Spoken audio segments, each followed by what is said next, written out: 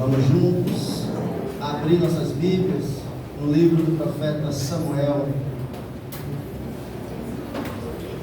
Eu quero agradecer a Deus primeiramente, como eu sempre esqueço, eu sempre gosto de agradecer no começo, para que eu não seja esquecido, né, e peque contra o Senhor. Eu quero agradecer a Deus pela oportunidade. Amém, Jesus. De estar aqui, graças ao Senhor Jesus. Também quero, enquanto nós vamos procurando a Bíblia aí, né, Samuel 22. 1 Samuel, não disse não? 1 Samuel capítulo 22. Eu vim entrando aí o Joades, estou vendo aqui o Joades. Joades foi uma grande mão do Senhor, né? Entregava conosco. 1 Samuel 22. Foi usado pelo Senhor no dia 20 de novembro de 2009 para me fazer o melhor convite que se pode fazer a alguém, sabia? Aleluia! A gente estava sentado na sala, estava junto. Ele me chamou, ele me perguntou o que eu ia fazer no domingo. Lembro como se fosse hoje. E eu disse nada. E ele me falou, pois vamos para a igreja. E decidiu aceitar Jesus, dia 22. Dia 22 de novembro de 2009, fazer 15 anos. Com muita alegria. O Joás, está lá na última fila. Ele, a esposa dele, eu acho, os filhos dele. Irmão da Josi, do Marco João. Amém? Então, seja bem-vindo, meu amigo. E todos, que estão aqui conosco, nos visitando, isso aqui é uma grande honra para nós estar na presença do Senhor, né? Eu quero, vamos ler a palavra do Senhor em 1 Samuel 22, versículo 1 e 2 por enquanto. Amém? Eu vou ler em nome do Senhor Jesus. Diz o seguinte: Então Davi se retirou dali e se escapou para a caverna de Adulão. E ouviram-no seus irmãos e toda a casa de seu pai, e desceram ali para ele. E ajuntou-se a ele todo homem que se achava em aperto, e todo homem endividado, e todo homem de espírito desgostoso. E ele se fez chefe deles, e eram com ele uns 400 homens. Aleluia, vamos orar, irmãos. Santo Deus, glorioso Pai, santo e glorioso, dono de todo o poder, nos céus e na terra, ó Senhor Jesus Cristo, nós nos humilhamos diante da tua face, meu Pai. Nós, meu Pai, nos colocamos à tua disposição. Faz em nós o que te agrada, meu Pai. Toma cada um de nós, porque somos feitura sua, meu Pai. Obra das tuas mãos, meu Deus. E eu te peço, abençoe o teu povo, meu Pai. Abençoe o teu povo que está aqui. Que a tua glória, a tua graça, que a tua virtude, o teu poder maravilhoso, meu Pai, cumpra esta multidão com a tua presença, com o teu poder, meu Pai, que o Senhor possa fazer maravilhas, restaurar, curar, libertar em nome de Jesus. E a mim, meu Pai, eu te peço, me dá honra, me dá o privilégio de ser usado por ti nessa noite. Ó Santo de Israel, eu te peço, e no santíssimo nome de Jesus de Nazaré, meu Deus, eu te agradeço. Amém, louvado seja Deus. Glórias ao Senhor, pode sentar-se. Louvado seja o nome de Jesus. Também quero fazer um segundo comentário aqui. A irmã Daniela pediu para justificar a ausência dela, né, que ela teve um imprevisto, infelizmente, motivo de força maior, e ela foi impedida de estar conosco, mas ela mandou um abraço, né, para a igreja e pediu para que justificasse a ausência dela. Amém? Irmãos, eu tenho o nosso irmão, tem um amigo meu, um grande amigo meu, irmão, que ele me disse que existem duas visões que qualquer pregador, experiente ou não, ele teme. Uma delas é essa. Eu olhar para trás aqui, né? E ver esse povo todinho aqui, olhando, né? Ouvindo, né? Avaliando. E a segunda é essa. Sabia? Principalmente no nosso meio. Porque a Bíblia nos diz que o povo do Senhor é um povo sábio e entendido, né? Então, nós temos que estar falando de Deus como na presença de Deus, como diz o apóstolo Paulo, né? E a presença dos seus servos também. Como os crentes de Belé estão lá comparando o que está certo e o que não está certo de acordo com a Escritura Sagrada. Então, quando eu cheguei aqui, o pastor me perguntou, lembra, pastor, como é que você está? Eu disse o quê? Nervoso. né?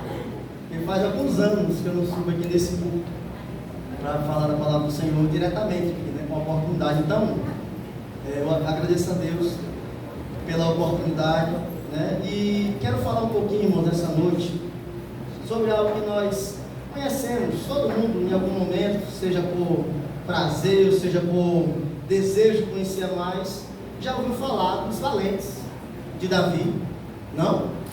Amém. Todo mundo que está aqui já viu, né, já acompanhou, possivelmente já leu a história de Davi, né, já leu Samuel, Reis, Crônicas, e já viu basicamente como se deu, né, toda a subida, todo o deslanche, vamos dizer assim, de Davi. E não foi fácil para ele, nós sabemos. Foi uma grande luta, foram anos, décadas de luta, né? Escapando quando era para escapar, lutando quando era para lutar. E a Bíblia nos diz que no meio dessa caminhada, que foi bem longa, ele alcançou, ele encontrou valentes, pessoas que o auxiliaram. Diz a Bíblia lá em 2 Samuel que fortificaram o seu reino. Isso é maravilhoso. Irmãos, o Senhor me deu essa mensagem hoje de manhã. Eu não falei para ninguém isso, né, os irmãos, na hora que foi escolhido, né, que foi sorteado, aliás, meu nome para estar aqui. Algumas pessoas, não, olha, é você, né? Eu não falei para ninguém, mas quando eu cheguei hoje, né, na reunião, o Senhor me deu. O Senhor me deu a mensagem e me deu uma pergunta. A última frase, a última pergunta dessa mensagem, o Senhor me deu lá de manhã, né? E quando foi na hora do sorteio, quando saiu o meu nome, não sei se também observou, mas eu dei glória a Deus antes de ser dito meu nome, porque eu já sabia qual era, né? Mas aí a irmã leu, né? A irmã Catiana tirou o papel e era meu nome, né? Amém. Aí eu dei um segundo, glória a Deus. Então, irmãos, Deus, ele tem uma obra muito maravilhosa. Amém.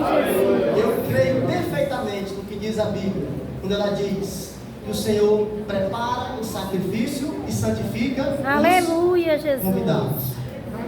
Nós todos sabemos que sacrifício é isso aqui, de louvor, de adoração. E os convidados, exatamente, o culto é um sacrifício vivo ao Deus. Culto racional, como disse Paulo ali. E os convidados somos nós.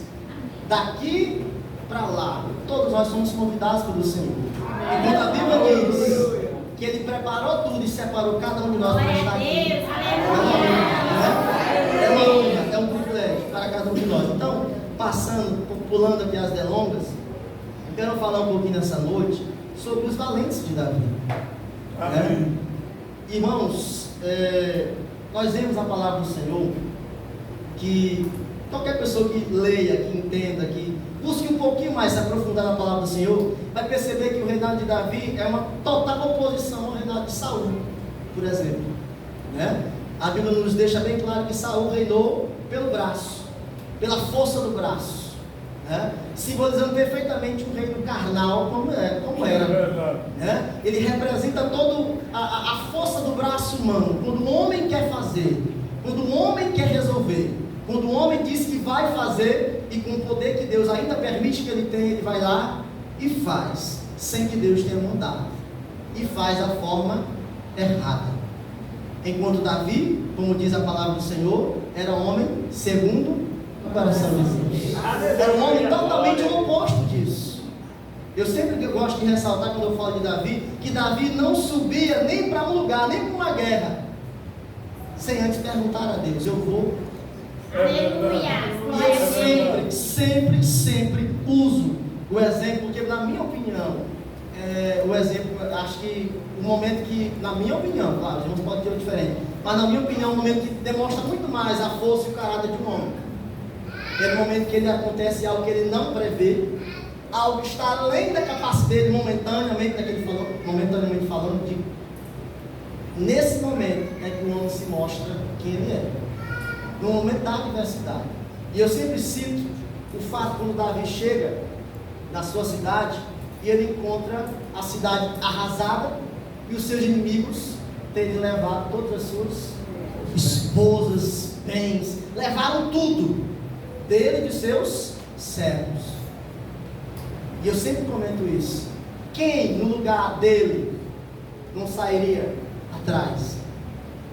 Quem deixaria suas esposas, seus filhos, enfim, serem escravos, elas sempre, no primeiro instinto não era sair, ir lá, passar por cima de tudo para matar ou morrer, como dizem os homens. Quem não faria isso? Mas ele diz o quê? Senhor, eu devo ir. Aleluia! É muito específico, é muito claro o caráter de Davi nessa hora. Mostra a natureza, o amadurecimento que ele alcançou após todas essas lutas.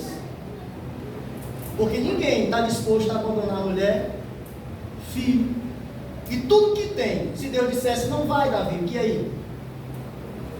Deixa para lá, deixa morrer, deixa ser escravo, deixa os inimigos fazer o que eles quiserem com eles. E aí? Porque quem pergunta tem que saber responder, ouvir a resposta, é ou não? Por isso que a maioria de nós não pergunta para Deus, é ou não é? A gente vai sem perguntar, porque tem a resposta. E ele não temia. Ele perguntou, eu vou? Então, irmãos, Davi, pastor, percorreu um longo caminho para ser quem ele era, para ser reconhecido como rei, né? O menino, ruivo, formoso, né? De rosto formoso e de boa presença, como diz lá em 1 Samuel aqui, ele evoluiu muito para ser o rei, reconhecido pelos anciões, reconhecido e empossado como verdadeiro rei de Israel, de Judá, né? Então eu louvo a Deus, porque essa caminhada, irmãos, essa estrada, ela pertence a todos nós. Todos nós temos que fazer o mesmo trajeto. Todos nós. Se assim percorrer um caminho tão longo, isso não existe. Só há um caminho, nós sabemos, né? O caminho, como chamavam os primeiros discípulos, é quem? É Jesus. É o resumo de toda a doutrina, de tudo que está escrito no Antigo Testamento. Eu ouvi esses dias um pastor dizendo que o Antigo Testamento era como se fosse um botão de uma rosa. E o Novo é a rosa se abrindo, né? A rosa, quando ela se abre, ela não traz nada novo nela, ela somente se abriu. Mas se você abrir um botão, ela está lá, não está? Amém. Não tem nada novo entre o botão e a rosa aberta. Não tem nada novo. Tudo que tem na rosa aberta está no botão. Só que tem um espaço de tempo para que tudo se transforme de uma coisa para outra. Isso é o Antigo Testamento. Então, não existe outro caminho. Não existe. Então, a gente tem que internalizar isso. Que nós temos que passar por esses estágios de crescimento. Esses estágios que nos levam a assimilar certas coisas. Que sem elas a gente não chega a lugar algum. Muito menos no céu. E nós vemos aqui em 1 Samuel 22, versículo 2 especificamente assim, ó: e ajuntou-se a ele todo homem que se achava em aperto, e todo homem endividado, e todo homem de espírito desgostoso. Imaginem só, vocês, um rei, alguém tentando juntar forças e se tornar um rei de uma nação. Quem vocês escolheriam para estar do lado de vocês? Imaginem vocês. Logicamente seriam os melhores, né? A lógica humana é escolher os melhores, óbvio, né? Se eu vou montar uma empresa, eu vou contratar pessoas com experiência naquilo ou pessoas que ainda vão aprender, né? É lógico que a gente vai buscar o melhor para ter resultados mais rápidos e de maneira eficaz, em menos tempo, obviamente. Então, irmãos, nós vemos aqui que Davi, quando o povo soube que ele se retirou para a caverna de Adulão, o que ele fez? O que o povo dele, da casa dele, os parentes, quem conhecia ele, fez? Foi para lá. Então, às vezes, uma busca pelos melhores, pelos mais capacitados, você esquece que às vezes esses não estão interessados. Quem está interessado, às vezes, é aquele que não sabe. É aquele que não era. É aquele que nunca foi.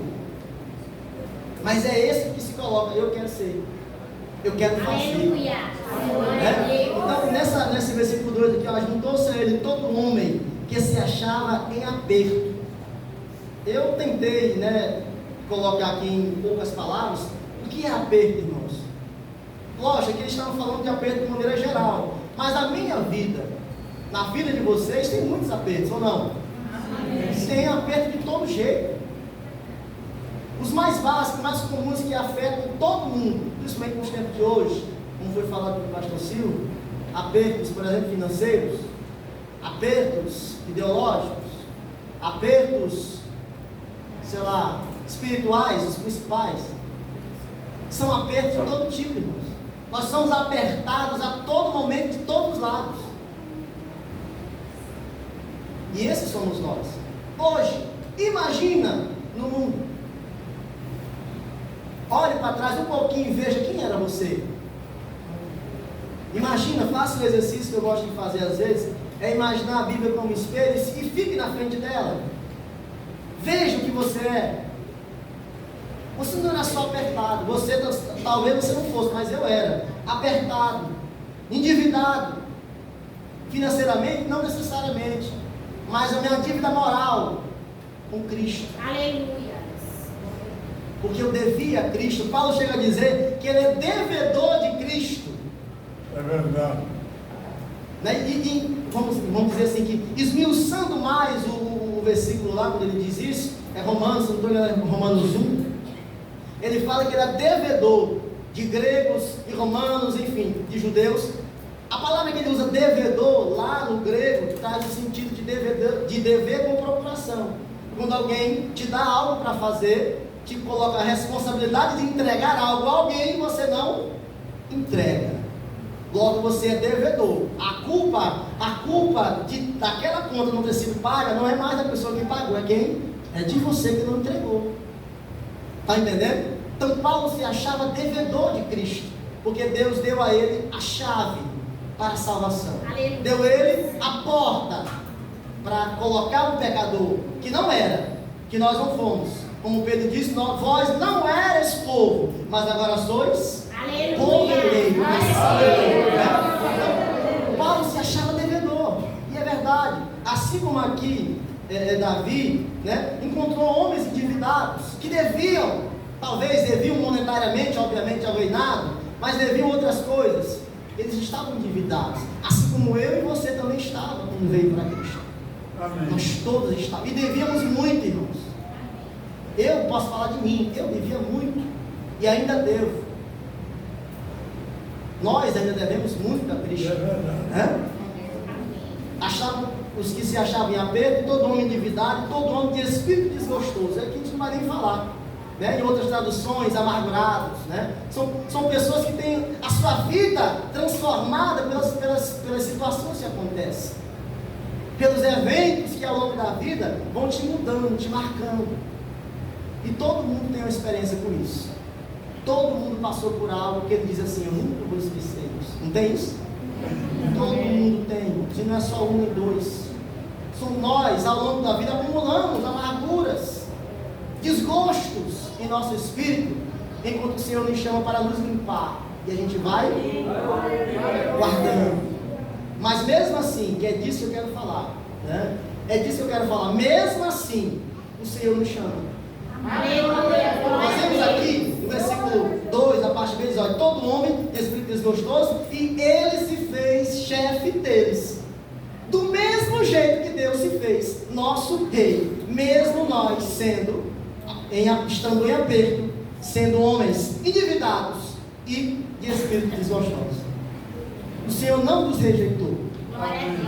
Ele se fez rei sobre nós. Glória a Deus, aleluia.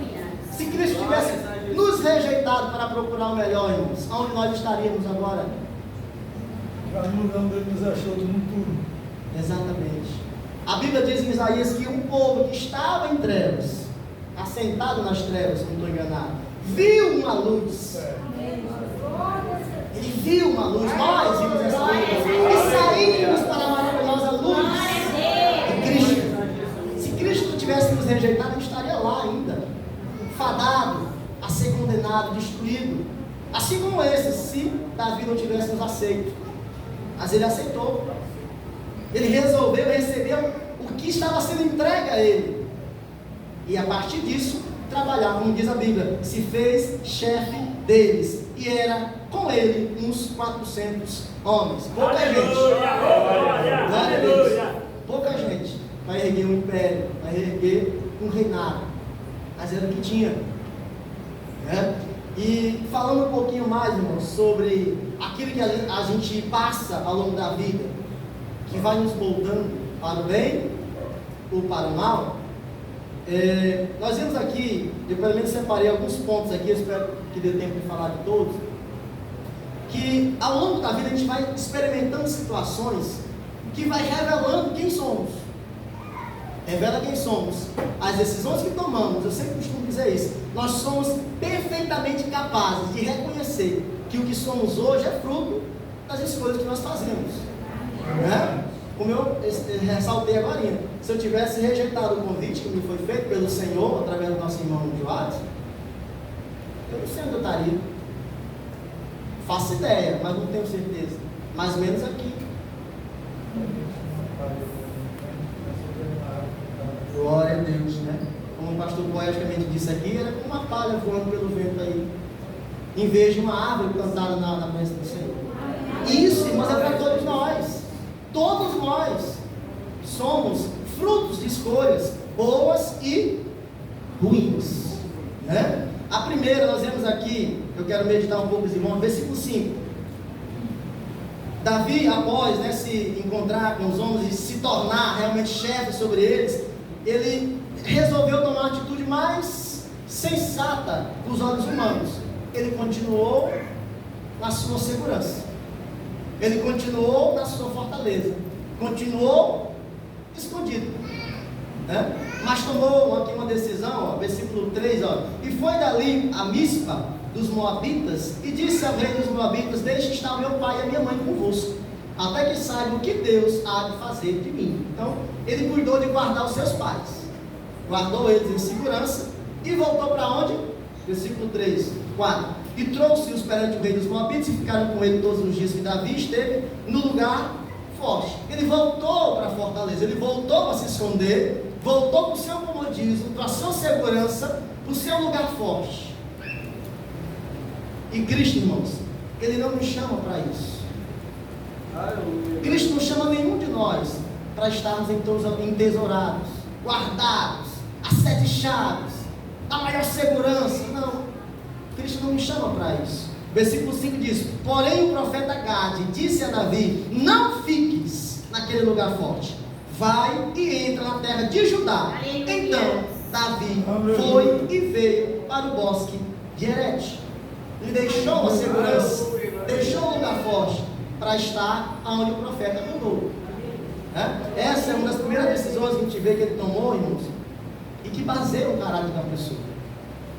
Você abandonar aquilo que você conhece, abandonar a falsa sensação de segurança, porque não existe. A Bíblia diz em Salmos que não existe segurança sem Deus, porque se Deus não guardar a cidade, em vão vigia a cidade. Não é isso? Então você pode estar no lugar mais forte possível, mas se Deus não estiver, não adianta nada. Então o profeta mandou ele sair daquela segurança, sai do lugar forte e entre em Judá. Judá era a terra dele, irmãos.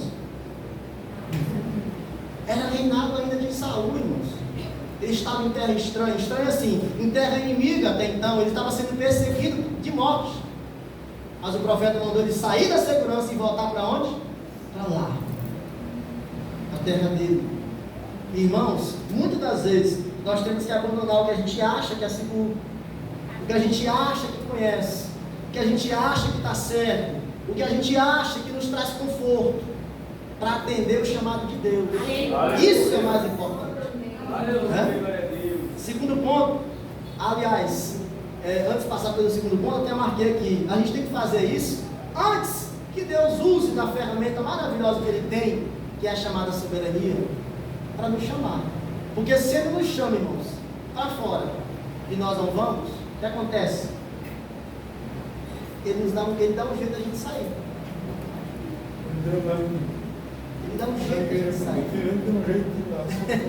Exatamente. Quando os irmãos estavam acostumados com aquela presença gostosa, maravilhosa do Espírito Santo, a comunhão com a sociedade, tudo muito bom, o que veio? Perseguição.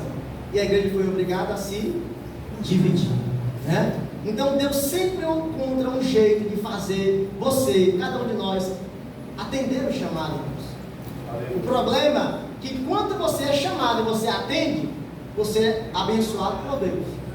Quando você recebe o chamado, rejeita e fica onde Deus não mandou você ficar, você se torna um rebelde. Aí sobre você pesa outra pena. e não é bom a Deus. O tratar do Senhor com seus filhos obedientes é bem diferente do que o tratar dele com os filhos rebeldes. Nós sabemos disso, né? Então a gente tem que procurar atender a voz do Senhor antes que a gente experimente as consequências da nossa rebeldia em relação a Deus, né? E Davi aprendeu isso, fez isso naturalmente, porque diz a Bíblia aqui que ele saiu, ouviu o profeta e já saiu. Ele não era mais menino a ponto de ficar: ah, mas eu acho assim, ah, eu não acho isso, eu não acho. Não, ele ouviu e saiu. É o que nos falta, essa disposição em obedecer. E nós vemos lá no versículo 23, vamos pular lá para o versículo 23, que Abiatar, sim, um dos sacerdotes que justamente escapou daquele massacre que Saul fez nos sacerdotes de Nob, né? Ele escapou e foi procurar Davi. E Davi, quando encontrou Abiatar, ele fez um convite muito maravilhoso. Ele diz o seguinte, versículo 23: fica comigo, não temas, porque quem procurar a minha morte, também procurará a tua, pois estarás salvo comigo. Vejam só, Saul estava sendo perseguido, aliás, Davi estava sendo perseguido por Saul. Saul vai lá e mata os sacerdotes de Nob. Abiatar escapa. E Davi agora, sendo ele um perseguido, diz assim: não, vem comigo, porque o que estiver procurando te matar, vai estar procurando matar a mim também. Então fica comigo, está salvo comigo. Ou seja, ele pegou a situação do outro, a culpa do outro, a situação do outro, e colocou em quem? Nele. Sobre ele. E ele já tinha as dele. Às vezes a gente tem, irmãos, muito receio de assumir os problemas dos outros, de orar pelos outros, de segurar o peso dos outros, não é? É verdade. A gente tem muito problema com isso, irmãos. Tem uns que chegam a dizer: ah, mas você não sabe o que eu passo. Como é que eu vou orar, jejuar por fulano? Eu não dou conta nem de mim. Eu é que preciso, né? Irmãos, nós temos que aprender com Davi e com muitos outros na palavra de Deus, que não existe isso.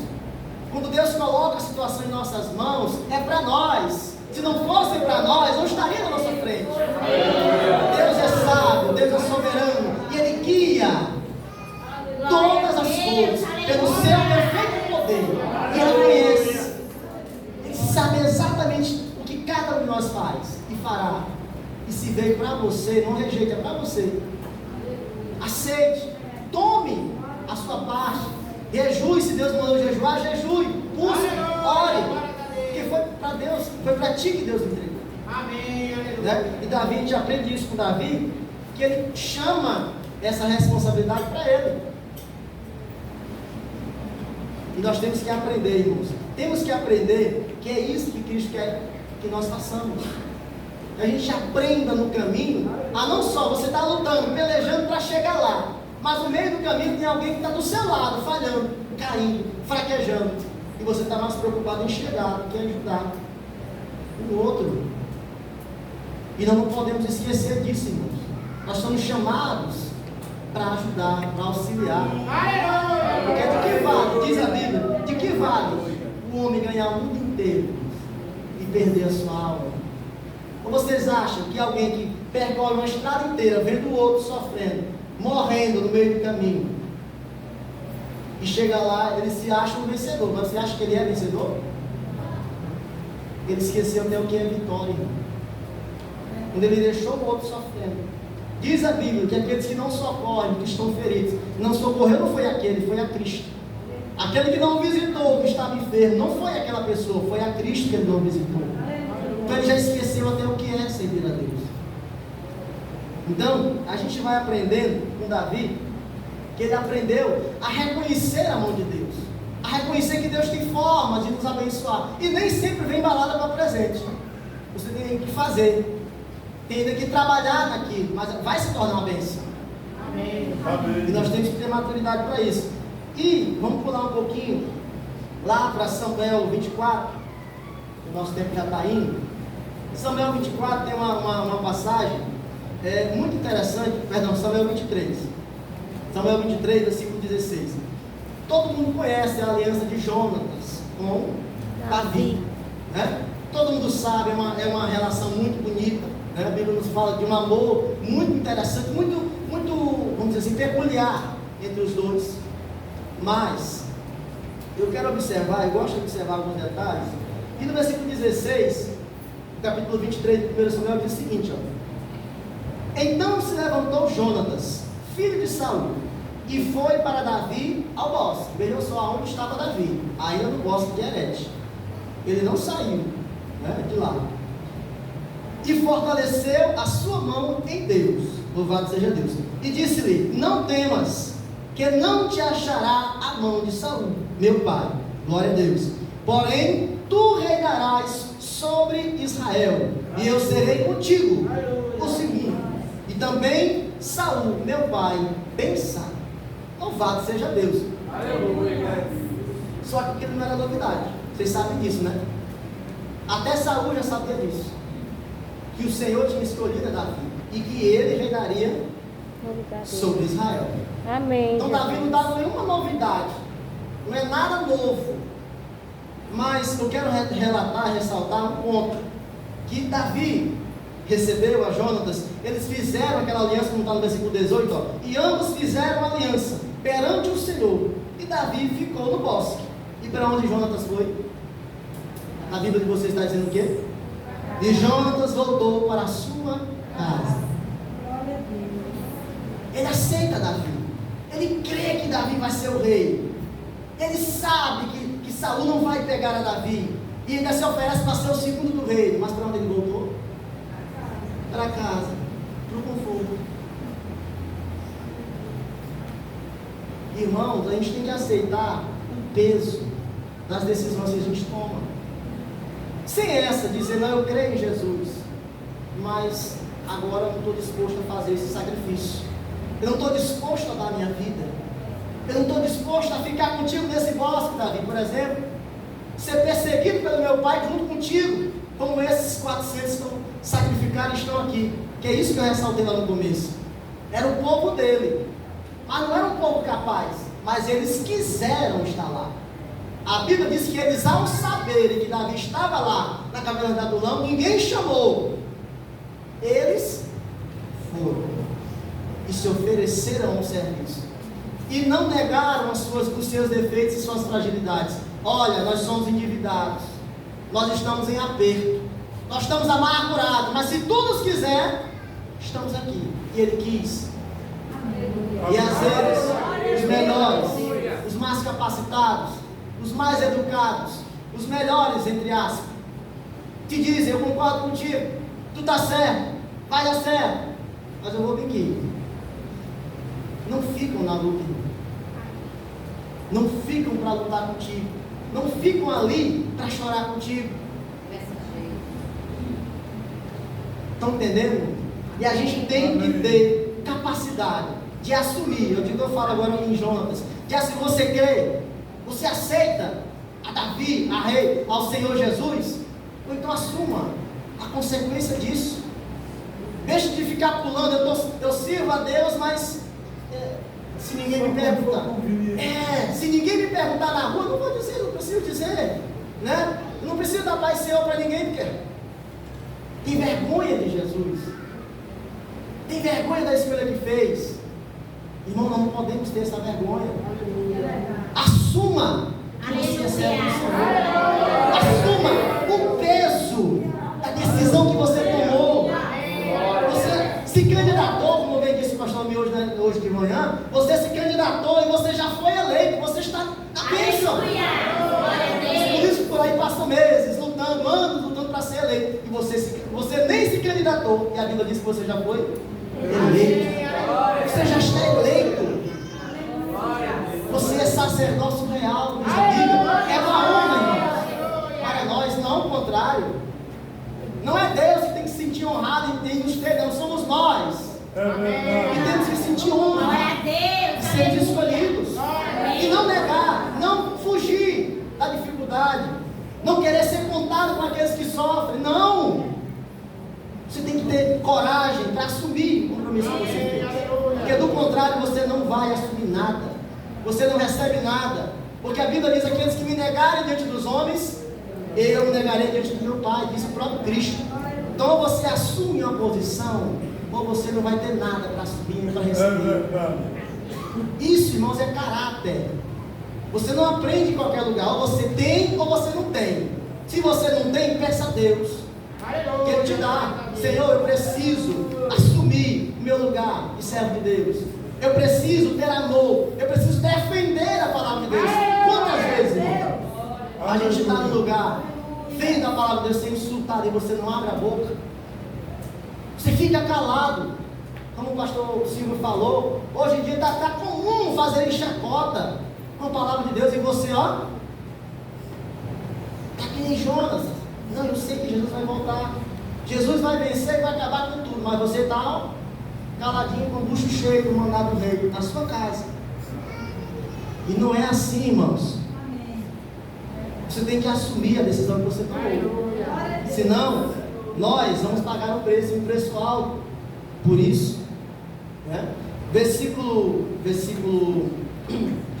6, do capítulo 24, diz o seguinte, ó. Davi teve muitas oportunidades de ser igual a qualquer um de nós, e é justamente por isso que ele não foi contado conosco. Ele se tornou um homem diferente, como a Bíblia diz, um homem segundo o coração de Deus. Porque quando ele se viu em situações que caracterizavam a humanidade, ele se tornou algo além. Ele tomou decisões além. Ele pensou de uma forma diferente. Enquanto a gente fica chorando e usando a nossa humanidade, a nossa fraqueza como desculpa para não fazer, ou para fazer o que está errado, nas situações em que ele encontrou, ele usou essa mesma humanidade, essa mesma fraqueza, para se direcionar a Deus e pedir a Deus força para fazer o que era preciso. E isso, irmãos, também é caráter. Isso também tem que estar em nós. Amém. Nós vemos aqui no capítulo 24 que Davi corta a orla do manto de Saul. Todo mundo conhece a história, né? Que Saul estava dormindo, né? E Davi, numa ocasião, os seus colegas, os seus soldados disseram: olha, é a hora, Davi, está aí, o mundo está te perseguindo, é a hora que Deus te disse que te entregou na tua mão, vai lá. E Davi diz o quê? Não, longe de mim pecar contra o ungido do Senhor. A Bíblia nos diz que ele, para provar que esteve ali, para que ficasse registrado, para que Saul soubesse que ele teve a sua vida em suas mãos, mas não atirou, ele cortou a orla do manto. Mas ainda assim, diz a Bíblia, versículo 5, sucedeu, porém, que depois o coração doeu a Davi, por ter cortado a orla do manto de Saul. Ele doeu, ele sentiu dor por isso. E quantas vezes, irmão, a gente faz o que está errado e não sente nada? A gente pratica o pecado todos os dias, e não, se ninguém te vê, você acha que não fez, você até esquece que praticou.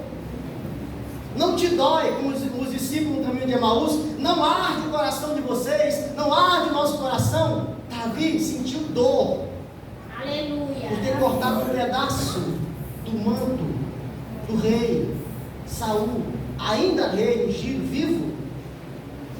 E em nós sobra a vontade de pecar, e se ninguém descobrir, está tudo bem. Estão vendo a diferença, irmãos?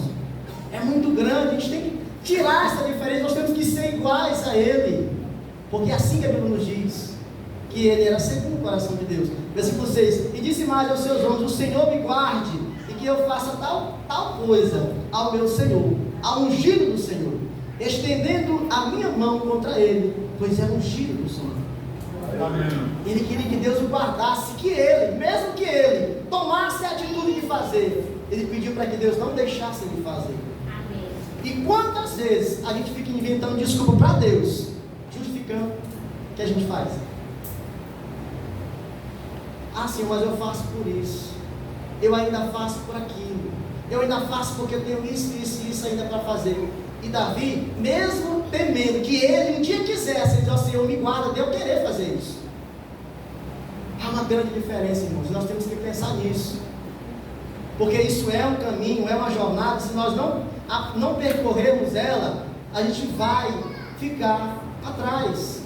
Não seremos contados com os valentes de Davi. Seremos contados com aqueles que queriam, mas que não fizeram esforço suficiente para ir, né? E vamos só ler a palavra do Senhor aqui em 1 Samuel 25. Todo mundo sabe, conhece a história de Nabal, né? Quando Davi estava no deserto de Parã, deserto de Parã, e necessitou de ajuda. Pediu ajuda a um homem muito rico, um homem muito capaz de ajudar, que deixa bem claro, a ajuda que Davi pediu não faria tanta diferença, ou quase nenhuma, para Nabal. Se ele quisesse ajudar, não faria diferença, porque ele era muito rico. Então ele foi a Nabal, enviou, né, os jovens, enviou pessoas, mensageiros a Nabal pedindo ajuda. E Nabal disse, que nós todo mundo sabemos, né, versículo 10, e Nabal respondeu aos criados de Davi, disse: quem é Davi? E quem é o filho de Jessé? Muitos servos há hoje, e cada um foge ao seu senhor. Tomaria eu, pois, o meu pão, a minha água e a carne das minhas rezas, e degolei para os meus tosqueadores, e o daria aos homens que eu não sei de onde vem? Mas você sabe que ele sabia perfeitamente, ele diz até o nome do pai de Davi, ele sabia perfeitamente o que ele estava fazendo. Conscientemente ele negou. E nós, ao longo da caminhada, às vezes, muitas das vezes, aliás, conscientemente negamos auxílio, negamos ajuda, negamos esforço, doação de nós mesmos para a obra do Senhor. Não tem ninguém inocente, porque o Senhor não toma nenhum de nós por inocente, irmãos. A gente não pode se enganar. Bom seria, irmãos, se fosse esse conto de fadas que as pessoas imaginam, mas não é. O Senhor sabe exatamente quem somos. A Bíblia diz, se eu não estou enganado, eu posso estar enganado, vou até confirmar aqui rapidinho. A Bíblia nos fala aqui em Isaías 54 mesmo, versículo 6, que Ele nos chamou como uma mulher desamparada. O Senhor sabe exatamente da situação que nós estávamos, como uma mulher desamparada, que não tem de onde tirar o seu sustento, não tem para quem recorrer, que não é mais lembrada por ninguém, que não era mais sustentada por ninguém, e que se Deus não a resgatasse, possivelmente ela morreria de fome. Foi assim que Cristo nos chamou. Amém. E Ele nos chamou, nos resgatou, nos alimentou, nos ensinou, nos levantou. E Ele coloca na sua mão a oportunidade, você diz: eu não quero, ou dá para outro.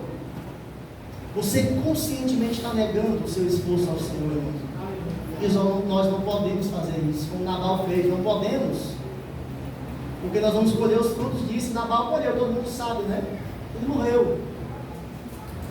Mas aqui no versículo 18, nós vemos a diferença. Abigail, todo mundo sabe, então Abigail se apressou e tomou 200 pães, 2 odres de vinho, 5 ovelhas guisadas, 5 medidas de trigo tostado, 100 cachos de passas, 200 pastas de figos passados, e os pôs sobre os jumentos, e disse aos seus jovens: ide adiante de mim, eis que eu vos seguirei de pé. Isso, porém, não declarou seu marido Nabal.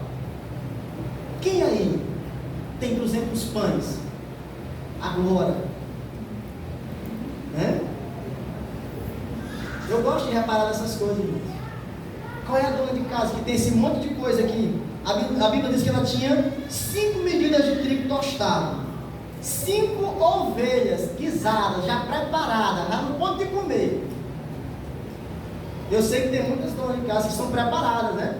Fazem a comida, congelam, né? Mas 200 pães, 5 ovelhas. A gente vê que a Abigail era muito preparada. Ela tinha uma porção a mais, extra. Eu tenho certeza que ela não comia isso tudo. Nabal e toda a sua casa, não comeriam isso tudo num dia. Mas ela tinha a mais. E quantos de nós, irmão, não temos a mais? E não sabemos dividir com o Senhor? Quantos de nós temos a mais em conhecimento, em tempo, em disposição, em espírito, em experiência? Aleluia. Mas quando somos chamados, negamos, dizemos: manda outro, eu não. Aleluia. Então, irmãos, a gente tem que aprender que a provisão que Deus nos permite ter aquilo que Deus capacita nós a ter, seja material ou espiritual, Ele não fez por acaso. Fez para que você pudesse dividir, compartilhar. A Bíblia diz em Daniel que aquele que a muitos ensinam, refugirão como as estrelas do céu. E isso é a mais pura verdade, irmãos. Quando você divide o que Deus te dá, Deus multiplica o que você tem. É a matemática mais simples que existe.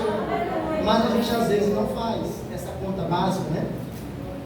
E versículo 41 diz o seguinte: então ela se levantou, se inclinou com o rosto em terra, e eis aqui, a tua serva servirá de criada para lavar os teus pés, aliás, os pés dos criados de meu senhor. Após Nabal morrer, os jovens, sob a ordem de Davi, foram buscar ela para ser esposa de Davi, uma mulher valorosa, né? Bendita, como diz a Bíblia. E ela se colocou como esposa, como rainha? Não. Ela se ofereceu para ser a criada dos servos. E às vezes a gente quer chegar, como diz o ditado, né? Quer entrar no ônibus, quer sentar na janelinha. Se duvidar no lugar do motorista, né? A gente quer ser tudo, mas não quer pagar o preço por aquilo. A gente quer ser tudo, quer estar acima, quer estar na frente, mas não quer sofrer o que os outros que sofreram para estar lá sofreram. Então a gente tem que se colocar mais no lugar de servo, como disse o próprio Jesus, para que a gente possa alcançar o Senhor, né? Uma melhor posição. Ele mesmo disse: humilhai-vos debaixo da potente mão de Deus, para que Ele ao seu tempo vos exalte. Foi assim que Ele disse. Então Deus é maravilhoso nisso. E eu vou só ler, não vou me delongar, só vou ler agora 4 versículos, para nós entendermos que quando você segue o processo, as coisas acontecem, né? Aqueles mesmos homens em aperto, endividados, de espírito desgostosos, versículo 8, capítulo 2 Samuel 23. Estes são os nomes dos valentes de Davi: José Bassebete, filho de Taquemoni, o principal dos capitães. Este era Adino, um esnita, que se opusera a 800 e os feriu de uma vez. Olha só, que não era nada, agora pega 800 homens e de uma vez só acaba, né? 9. E depois dele, Eleazar, filho de Dodô, filho de Auí, entre os 3 valentes que estavam com Davi, quando provocaram os filisteus que ali se ajuntaram ao pelejo, quando de Israel os homens subiram, este se levantou e feriu os filisteus, até se cansar a mão e ficar a mão pegada à espada. É a única observação que eu vou fazer. Enquanto a gente escolhe tempo para manusear a nossa espada, Eleazar usou tanto que a mão dele ficou grudada na espada. Ninguém sabia mais o que era espada do que era mão. E a gente escolhe tempo para usar a nossa, não é? Mas Cristo, irmãos, quer que a gente faça igual a Eleazar. Que um dia as pessoas olhem para nós e não vejam a nossa mão, mas olhem a espada. Aleluia. Que as pessoas olhem para nós e não vejam em nós quem somos, mas sim o que a espada fez em nós, o que esta espada fez em nós. Amém. Se a gente não permitir, irmãos, que essa palavra penetre desse jeito a nossa vida, nós não vamos chegar a lugar nenhum. Nunca. Versículo 11. E depois dele, Sama, filho de Agé, o Ararita. Quando os filisteus se juntaram na multidão, onde havia um pedaço de terra cheio de lentilhas, o povo fugiu diante dos filisteus.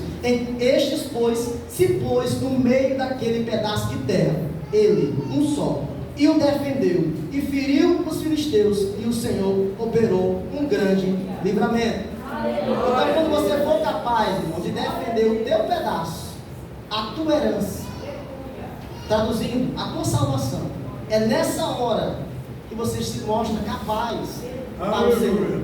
Não é fugindo, não é se escondendo, mas é ficando e defendendo o que você é, o que você acredita. E a pergunta que o Senhor me revelou de manhã é essa: você está preparado para ser um valente?